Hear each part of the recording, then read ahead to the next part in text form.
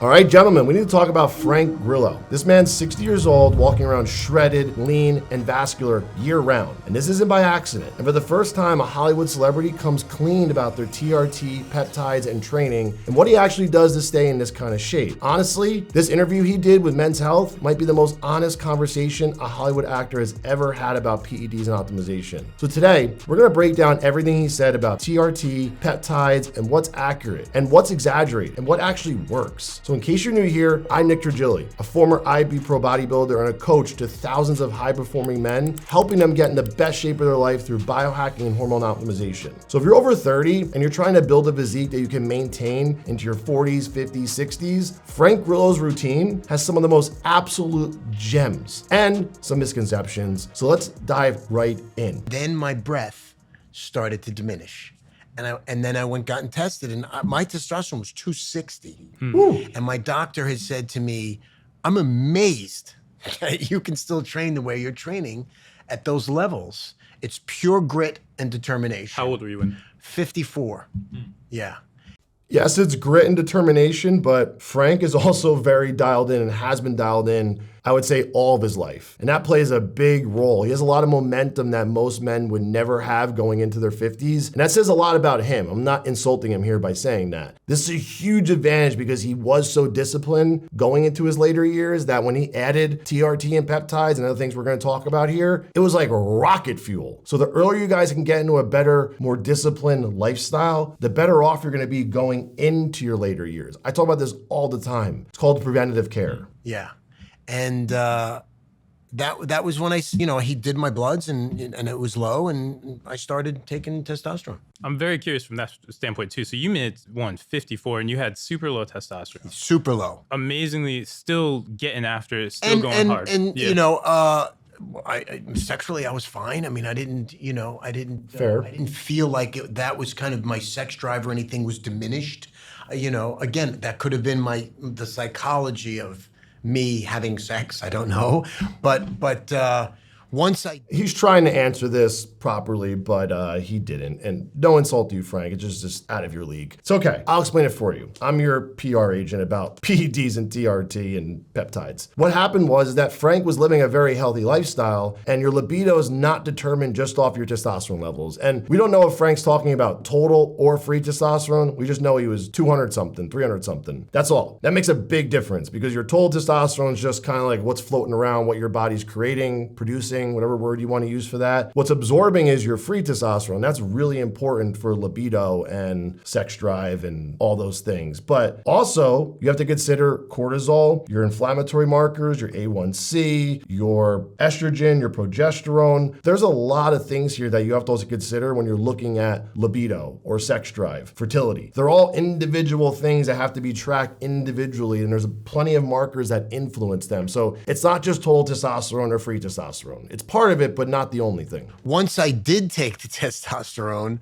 woo, rocket fuel. Things got a little spicy. Back to when I was a little bit younger. So I'm very curious, like the fact that is testosterone, we obviously think of it as this like big fix for like muscle strength, instantly everything, right? One, growth hormone is very important too, though. But two, do we kind of overrate that testosterone is the main driver of muscle? It's really training. And I mean, the fact that you made it to 54 with super low testosterone, still going hard, feeling some drop off says something, right?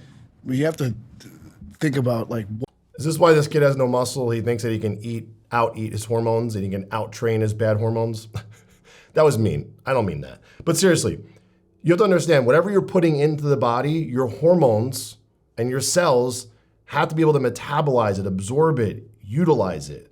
If the hormone health is not good, it doesn't matter if you're eating grass-fed, organic, dry-aged meat every day from this most amazing butcher in the world, and you're doing the most perfect, meticulous, tracked training in the gym, and you sleep perfectly 8 to 10 hours a night because your Whoop says so. it still doesn't matter. If your hormones are not optimized, it doesn't matter what type of fuel you're giving your body if it can't use it. Does that make sense? If you know anything about cars, because I'm very big into cars, if this analogy makes sense to you, it's like putting super gas into like your Honda Civic. The engine can't sustain that high octane gas. The engine will not be able to know what to do. The engine won't know what to do with it. It'll burn out. Or you can look the other way. If you're putting shitty regular gas in your high octane vehicle, what do you think's gonna happen to the engine? It's not gonna run. You have to think about like what is the acquisition of muscle tissue? Acquisition. The conversion of the food that you eat into more of you. Okay, so More of you. Is he saying that we become what we eat, or who we are is who we eat? is testosterone the primary factor that turns food into you?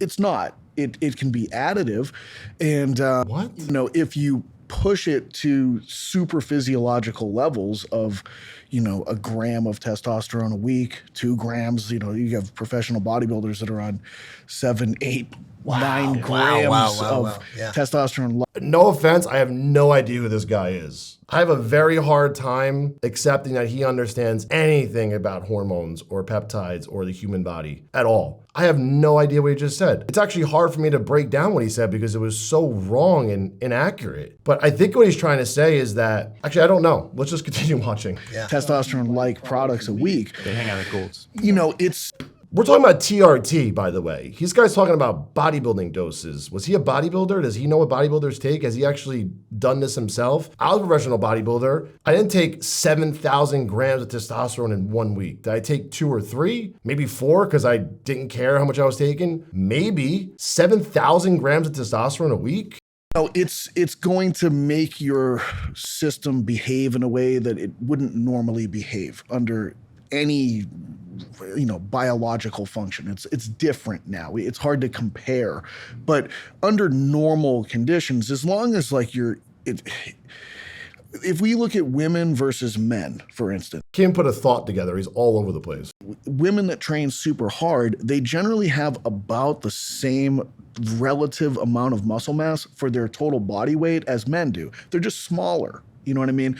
Their joints are slightly different. Like their shapes of their body are a little different. So they're not quite as strong, quite as fast. But like if they train hard and they diet appropriately, there's not that much difference in terms of relative amounts of muscle tissue per unit body size for them.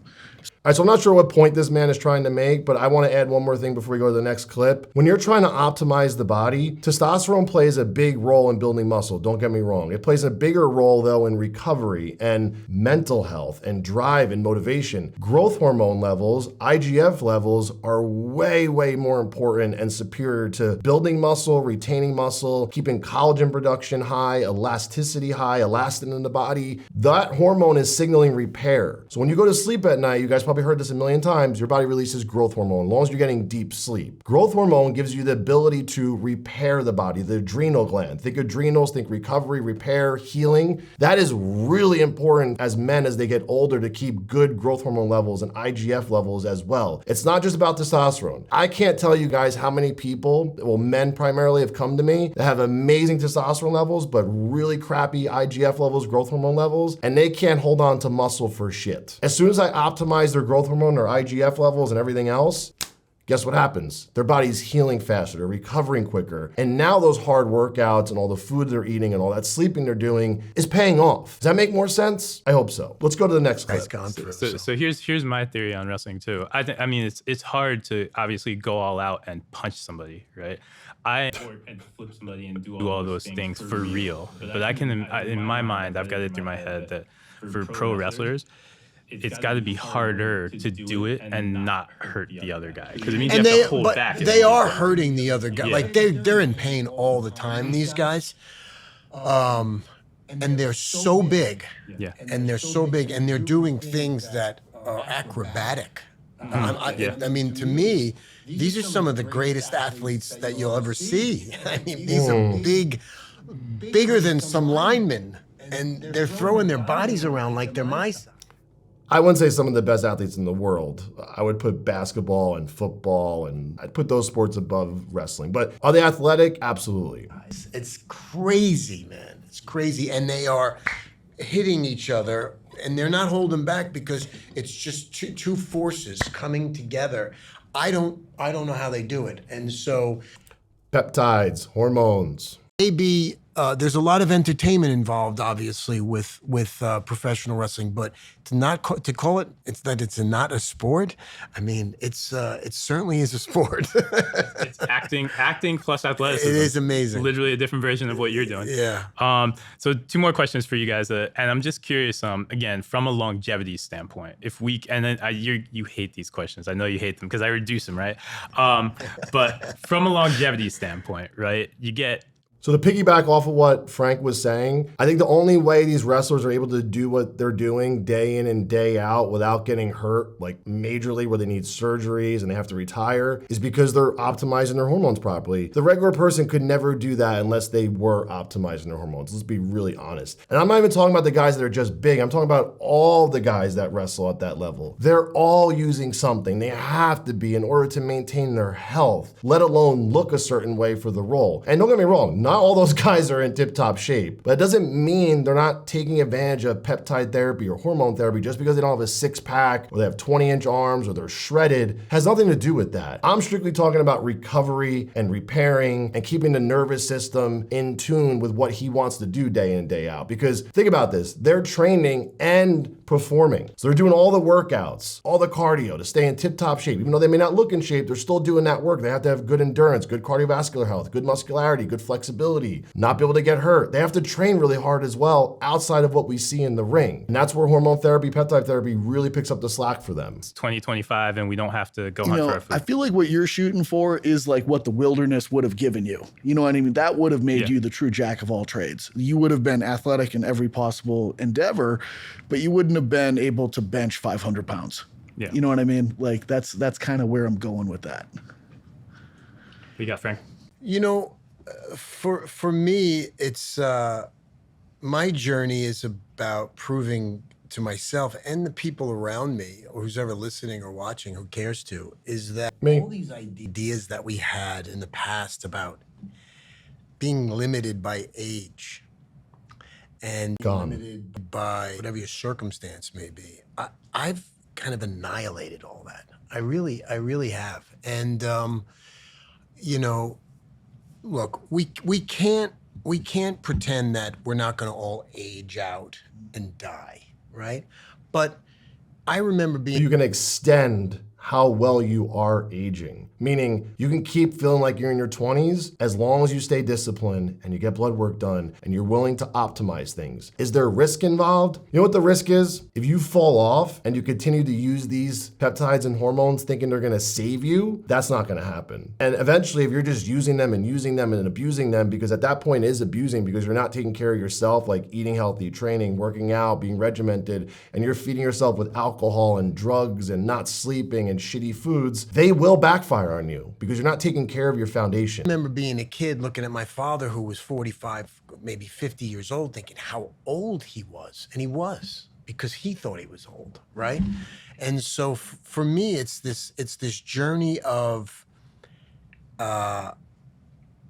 finding ways to maintain the things that I love doing at the level that I love doing them at for as long as is humanly possible for me, right? And so And that's key right there. Doing the things that you want to do, that you love to do at the level that you want to do them. The only way that's going to be possible is if you're willing to get blood work done and you're willing. This is another layer of discipline that you have to have if you still want to feel good as you get into your 40s, 50s, and 60s. And Frank's a very disciplined individual. I hope I stay as disciplined as he is getting to his age, right? I'm 38. He's almost double my age. Well, he pretty much is double my age. I pray to God that I can keep up with what I'm doing, right? But here's the thing. I'm setting myself up for success right now because I'm staying consistent now. And I'm not going into my older years not being in shape. I'm gonna be in shape. And it's way easier to maintain these things versus trying to go back and fix all these problems because you ignored your health and you were lazy. So get on this now and keep the momentum going. It's not about training 7 days a week right now. It's about having something sustainable long term. Progression of his body from Rocky, the first Rocky, where he was kind of doughy, right? Until Rambo, where we'd never seen, at least in my generation, we'd never seen guys like that, right? They were never ripped like that. He was almost like an alien. And so it's a matter of me wanting to be able to physically accomplish the role, as opposed to looking a certain way. That to me, the way I look is more of a byproduct of the way I train and of my lifestyle. For instance, I eat once a day. I know you don't. Right? Correct. Right? All day. So I eat once a day and I'm constantly at a calorie deficit. You're not. Correct. Right. I mean, to looks maintain it. that Big level boy. of muscle mass, it's a different lifestyle, you know. Do I think eating once a day is sustainable for 99.9% of the men watching this right now? Absolutely not. Do I think it's a good idea for Frank? Absolutely not. Restricting the amount of food you're eating doesn't equal better results or that you're more disciplined or you're taking your career and your health more seriously. It's actually just from lack of knowledge. If Frank had a professional helping him like myself, he would never be allowed to eat once a day. He is working out way too hard to be eating once a day. And it's not even just about maintaining muscle mass, guys, or your performance in the gym. It's about what's best for your health. And regardless of what his blood work says, the data and my experience tells me otherwise, because Frank would look a lot better, as crazy as that sounds, and would perform a lot better, as crazy as that sounds, if he was dialing his nutrition in better. Because there's no way he's getting enough nutrients and minerals and amino acids from one meal a day. His digestion's never gonna be as good. His absorption's never gonna be as good. His insulin sensitivity is never gonna be as good. His metabolism's never gonna be as good. And then energy levels across the board, when you're looking at just generalizing his highs and lows of his day. You can't regulate insulin levels and hormone levels putting food in once a day when you're training at the level that he is. And even if he was sedentary, I still would never suggest eating once a day. I like to have the frequency of at least 2 to 3 times a day, depending on how many hours you're up per day, and also depending on what your workload is like. Are you a guy that's doing manual labor all day for work and also working out, or are you pretty sedentary and whatever you put out is basically what you got to replenish? It's a little bit different. There's more controlled variables there, but never eat once a day. Yeah. Do you kind of think about that? Are there any exercises that you found have a lot of, carryover or help prep you for these, for these diverse roles that you always make sure to kind of keep doing? I have been training since I was a boy. And I've lived this lifestyle since I was a boy. In the time when it wasn't like it is today. Little boy. It was popular and acceptable. My parents thought I was a freak. I made them buy me I mean, rightfully so. the Joe Weider weight set when I was, sub-teen. And it was in my garage, and I learned how to lift weights. And so I've always been fit and active and aggressive. I played all sports, from football to lacrosse I wrestled my whole life. I jiu-jitsu for 15 years, boxing, all of it. I do all of it aggressive. And so to me, I've been training and I can tweak it. Like you say, I can go heavier.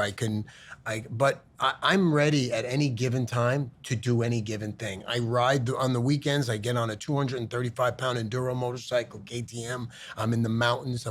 My son can't keep. Really, Frank? My body enables me to do that. And it's just consistency of training. It's not really, I'm not throwing a javelin. So Yes, it's consistency. way to train, it's about consistency in my training. And I've always been consistent in my training and my diet. I've always been consistent with diet. And now, I've always been consistent in my. Yeah, but if you're consistently training like a little bitch, let's be honest here, you're gonna remain a little bitch. So the intention has to be there, right? The barrier of the tolerance of how much stress your body can take has to be there. So you have to keep pushing the envelope in order to improve that metric that he's talking about. It's called the stress response. So if you're not putting your body under enough stress, it's not gonna understand how to handle that stress when you do push your body past that threshold. So just for example, really simple example, you wanna bench press 300 pounds, you have to eventually get under 300 pounds. But before you get under a 300-pound bench press, you have to titrate and work your way up to that weight. It's the same thing with our stress response in our body. You have to gradually introduce it to this type of stress, or else Frank would never be able to handle these things that he's talking about. Now, I'm not insulting him when I say this, but I don't know what riding a motorcycle has to do with this. A crotch rocket. Maybe he's trying to say that he manhandles a 240-pound bike around. Well, Frank, guess who weighs 240? Let's see if you can manhandle this meathead right here. I'm just kidding. I don't want to fight you, Frank. I actually really want to meet you, Frank, and have a talk with you about this stuff because I think we have a great conversation and you really need some help with your diet, professional help from a real biohacker. And I would love to give you some tips. You don't need a coach, but you definitely need some tips and we'll leave it at that. Let's go to the next clip. It has nothing to do with what motivates me and everything to do. And I have 3 sons and I instill this in my sons. It's a very stoic kind of idea. It's like if you're waiting for somebody to go, come on, we got to do this. It's like, forget about it. You've got to, in your mind, program yourself to know that this is what you're going to do. Can you tell us a little bit about what your weekly regimen looks like? Are you training once a day, twice a day, 6 days a week? I train every day. I box 6 days a week. It used to be jujitsu and boxing, but jujitsu. He's doing way too much every day. Frank, you have to know better than this. Who's guiding you through this process? I don't care how elite you are or what he looks like right now. You could still be better and you can still improve, Frank. There's a big marginal of percentage there that you can improve on. Even though you're really dialed in, you could still feel 25, 30% better if you got more dialed in with your recovery and your system where your body's repairing. You have no system for your body right now to recover. There's no environment for your body to heal when you're training 7 days a week. And guess what's gonna happen? Eventually you're gonna get hurt or really, really sick. And that one thing is gonna push your body over the edge, which is gonna cause this domino effect with your health. Regardless of how healthy he is right now, guys, he's one slip up away from causing some serious damage to his body, whether it's a really bad tear, a really bad break, a really bad health scare with his organs because he's pushing his body too hard. You need time off. That's only time the body's actually growing and recovering and repairing. All right, so this next clip, you guys are gonna wanna be paying attention to because he's gonna talk about different hormones he used like DECA and Anavar and testosterone, and you guys want to take notes. This is a good one. One question I really wanted to ask you was just kind of on that thing of just muscle and strength. We see a lot of these Hollywood guys, and the conversation is always about how they put on a certain amount of muscle, right? And they look the part. Yeah, and how do they do that, though? Let's talk about that for a second. Yeah. Let's talk about it. Them talk about it. And they do it by, taking Anavar and DECA and all the things that now are prescribable by doctors, and which is good because at least it can be monitored by a medical professional. But none of those are natural My clinic, True Genetics. bodies. Those guys don't walk around looking one way, like, for 6 months out of the year, and then all of a sudden they have 35 pounds of muscle on them. We all know what they're doing. They might not want to say it, but they all do it. Everybody. And you've seen it, right? 100%. I'm very curious too.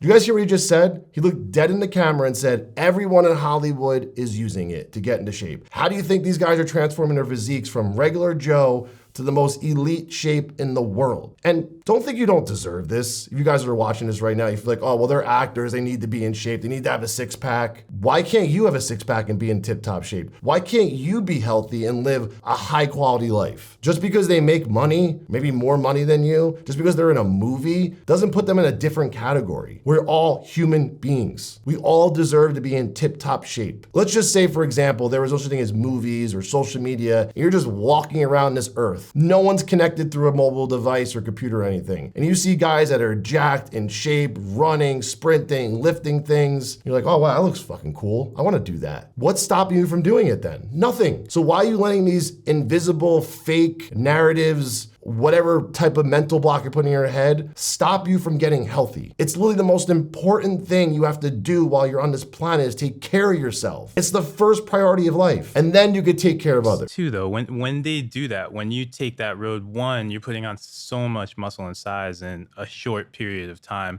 So I wonder what that does, Pat, to their athleticism and their ability to move. I mean, I can speak to that. Nothing's gonna happen to your athleticism as long as you're training it to handle the new muscle. Meaning, you're still working on your mobility and flexibility as you're going through this program, adding a lot of muscle. For example, Kai Green could do a full split at like 300 pounds. pretty crazy. There's plenty of bodybuilders have been very flexible over the years because they work on that and they want to prioritize that when they are getting more muscular. The thing is, most bodybuilders don't value that because they're working on building their physiques. Flexibility is not a strength in bodybuilding. You don't get rewarded for it. So guys don't care about that. But we're talking about longevity and health here, right? Anti-aging. So having good mobility and flexibility is really important to be injury-free. And it's really good for your joints, your tendons, your ligaments. It's good for blood flow. It's good for recovery. You need to be flexible. So you're not going to lose your flexibility just because you're adding muscle. And Frank touched on Anavar and Deca before. They're using a lot more than just Anavar and Deca. How do I know? Because I'm on the inside with these guys. I can't talk about who I work with. I have to sign NDAs, but I help out a lot of A celebrities, B celebrities, C celebrities get in phenomenal shape. And does Anavar help? Absolutely. It's one of my favorite hormones to ever exist on this planet. Deca is not my favorite, but does it work? Absolutely. But you have to understand, it doesn't matter what you use, it's how you use it and who's helping you use it and guide you through these things, because these things have to happen in cycles. And it's not just the drugs you're taking, it's a type of training, the type of diet, the environment that you build around these drugs is what's going to give you the best results. Now in this last clip, we're going to hear what Frank has to say about his TRT doses and his peptide cycles. Possible. And there's also a certain aesthetic that we know is not really possible to attain without performance enhancing. Have you kind of been behind the scenes with those guys and ever, been like, hey, do you want to tell anybody? Or no, like I've never been part of any pack. Like even my career, I'm like I'm kind of I'm a hustler, and I tell people whatever I'm doing. Like if otherwise I wouldn't do it. Like I'm not embarrassed about anything I do. Yeah, I take one shot of testosterone a week. Take some peptides for BP 157. Helps me. I think it's helping me recover a bit and with some minor injuries. I don't know why they put that note on the screen. It's not known as just the Wolverine peptide. It's a blend of peptides that's called the Wolverine stack. So these notes on these videos are not even right, Men's Health, sorry. But Frank, who's helping you with your optimization? Maybe you shouldn't be running solo here. Maybe you need a pack like myself to help you out. One shot a week of testosterone, you don't know if BPC is helping you, so why are you taking it if it's not helping you? He's like trying to be open and honest, but at the same time being kind of dismissive, like, oh, I don't know if it's helping or not. I'm just 65 and I look better than everybody. Come on, Frank. Other than that, that's all me. It's all dedication, diet, and whatever else it entails to kind of maintain a certain physique and a certain ability. It's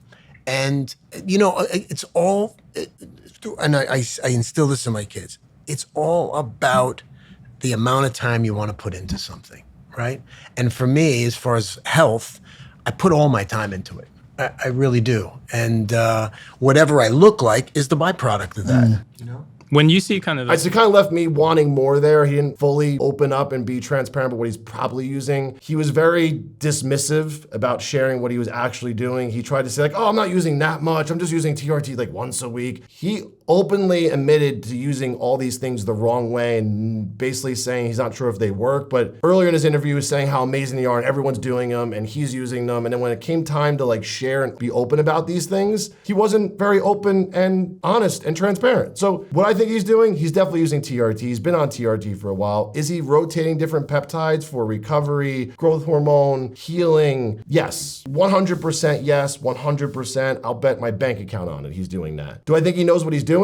Yes. I think he's playing dumb right now, trying to dumb it down. That is we're going to look at him and think that that's the reason why he looks like this. Frank, we know you work hard. We know you're disciplined. We know you're the man. I can't wait to hopefully look like you one day. I don't want to speed up my age, but I'm saying I really hope I can look as good as you, half as good as you at your age. So I respect everything you're doing. I respect you as a man. And I really respect you coming on here and being honest about these things. But I wish you were a little more open about it. That's why we need to have a conversation one day on camera. I would love to dive into this stuff and then also help you, because if this is literally what you're doing, you're eating once a day, you're doing one shot a week, you don't know if BPC's working, you train 7 days a week, got a lot to work on, bro. And the sky's the limit. You can literally be the next Arnold at 70. It's crazy. But if you're trying to look like Frank Grillo in your 60s and you want to be lean and athletic and age like you're basically going backwards, or maybe let's put it this way. You want to just drop body fat, build muscle, feel strong as you get older. There's a few principles you can't ignore. Your hormones have to be dialed in. I stressed that really early on when that guy was talking. Your nutrition has to be aligned with your metabolism. Your training needs to actually stimulate growth, not destroy your nervous system and your recovery. And your recovery peptides and your optimization protocols have to support your lifestyle that you want, not work against you or just be a waste of time. Because what guys like Frank are doing has nothing to do with genetics. It's not just that. It's your biology, it's your data, it's your optimization. And it's done the right way over an extended period of time. So if you want help applying these principles to your body, and if you want a custom plan built around your blood work, your hormones, your stress, your genetics, and your goals, my team and I are taking on a limited amount of clients each month inside my biohacking program and protocol. So if you're serious about transforming, click the first link in the description, book that call with my team, and we'll review your goals and your labs, and we'll see if you're a good fit for the program. And if you got good value from this breakdown, hit subscribe, drop a comment, let me know which peptide or celebrity transformation you guys want me to cover next in the comments. Thanks for watching. I'll see you on the next one.